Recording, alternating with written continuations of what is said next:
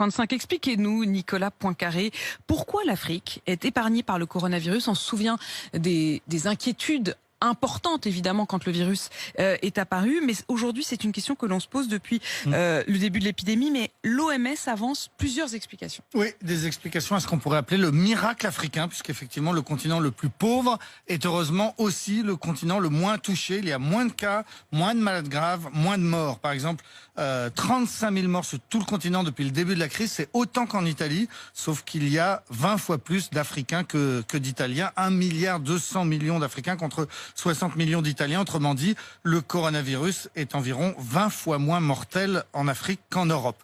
La première explication, c'est l'âge. L'âge médian des Africains est de 20 ans. Ça veut dire que la moitié des Africains ont moins de 20 ans et l'autre moitié plus de 20 ans. Dans le monde, l'âge médian, c'est 10 ans de plus, c'est 30 ans. Et en Europe, c'est 20 fois plus, c'est 42 ans. Pour prendre les deux extrêmes, au Niger, l'âge médian est de 15 ans. Ça veut dire que vous êtes vieux quand vous avez 16 ans. Et à Monaco, l'âge médian est de 52 ans. Ça veut dire que vous êtes jeune quand vous avez 51 ans. Encore un chiffre pour indiquer la jeunesse des Africains. 3% seulement de la population a plus de 65 ans. En France, on est à 20%. Et ceci explique cela. On sait bien que l'âge est un facteur aggravant. Logiquement, sur le continent africain, 91% des malades du Covid ont moins de 60 ans et 80% sont asymptomatiques. Et l'Organisation mondiale de la santé souligne aussi que le mode de vie des Africains les a protégés. Voilà, par exemple, les Africains voyagent moins et donc quand il y a moins d'échanges, eh bien il y a moins de contamination. Ils voyagent moins tout simplement parce qu'ils sont plus pauvres. Ils vivent beaucoup plus à l'extérieur parce qu'ils sont plus ruraux et même en ville, ils sont plus souvent dehors ou dans des bâtiments sans fenêtres pour des raisons climatiques évidentes. Et plus le temps passe, plus on réalise que c'est bien dans les lieux clos que l'on se contamine le plus.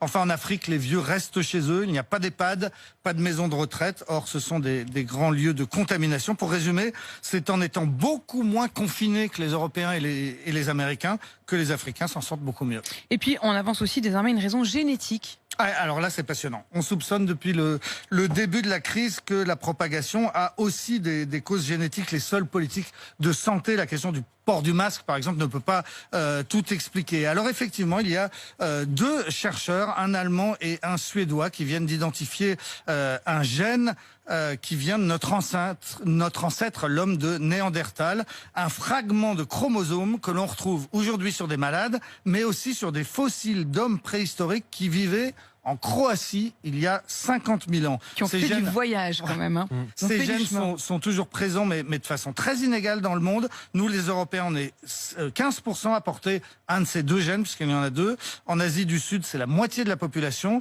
Et en Afrique, pratiquement aucun. Et c'est peut-être aussi une des explications du miracle africain. Mais quel est le rapport entre ces gènes préhistoriques et le coronavirus? Alors justement, l'étude qui a été publiée la semaine dernière montre que les porteurs de ce ou de ces deux gènes ont 3 fois plus de risques de développer une forme grave. Par exemple, les habitants du Bangladesh, qui est le pays du monde qui porte le plus ce gène, ils sont 63% à le porter. Eh bien, dans les hôpitaux britanniques, on avait remarqué, mais sans pouvoir l'expliquer jusqu'à présent, que les malades originaires du Bangladesh mouraient 2 fois plus que les autres. On a donc ce gène très très ancien qui explique une partie des inégalités face au virus. Et est-ce qu'on sait pourquoi les Africains ne sont pas porteurs de ce gène? Alors on le devine, c'est parce que ce qu'on appelle l'homme moderne, vous savez qu'on identifie souvent comme Lucie, la femme africaine qui vivait vers le lac Tchad et qui a été découverte par Yves Coppens. Donc ce qu'on appelle l'homme moderne est sorti d'Afrique il y a 60 000 ans. Il a croisé l'homme de Néandertal en Europe. Autrement dit, pour faire simple, Lucie a couché avec des espèces de grands singes quelque part au nord de la Méditerranée vers la Croatie. Et ensuite, eh bien, ces descendants croisés d'Homo sapiens de Néandertaliens se sont répartis, dispersés dans le monde entier, partout, sauf en Afrique. Ils ne sont pas revenus vers le continent de Lucie. Et voilà comment le coronavirus nous rappelle aujourd'hui cette vérité scientifique qu'on oublie parfois. Nous sommes tous des descendants d'Africains. Merci beaucoup. Merci Nicolas Poincaré.